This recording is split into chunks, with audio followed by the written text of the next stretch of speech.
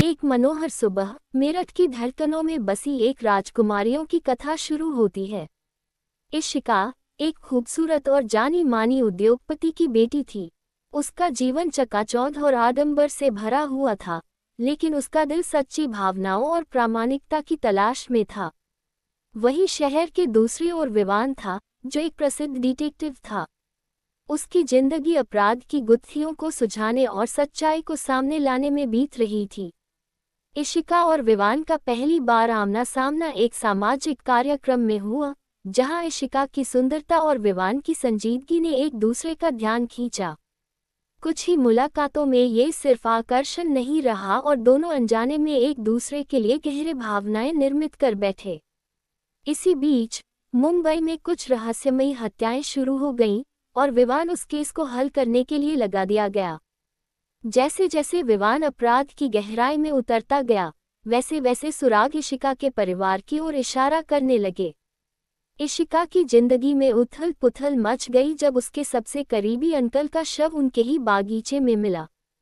सबूत इशारा कर रहे थे कि हत्यारा परिवार में ही कोई है।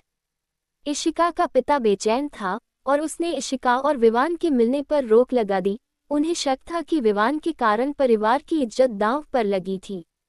लेकिन प्यार के लिए कोई भी बाधा अधिक बड़ी नहीं होती। इशिका और विवान चोरी छिपे मिलने लगे और विवान इशिका को भरोसे में लेकर केस की जांच करने लगा। रात के अंधेरे में एक दूसरे की मदद से उन्होंने सुरंगों को जोड़ा और एक दिन उन्हें वह अहम सबूत मिला जिसने सारी कहानी बदल दी।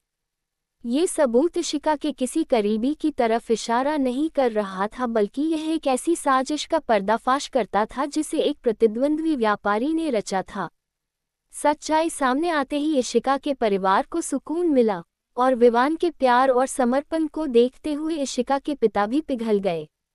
इशिका और विवान ने साबित कर दिया कि सच्चा प्रेम न केवल दो लोगों को बल्कि परिवारों और समाज को भी जोड़ सकता है। इस तरह इशिका और विवान की प्रेम कहानी क्राइम और प्रेम का पूर्ण मिश्रण बन गई और उनका प्यार एक दंतकथा की तरह मेरठ के हर दिल में बस गया। कहानी अच्छी लगे तो लाइक करें, कमेंट करें। Kanpur story dairy. Thanks for watching.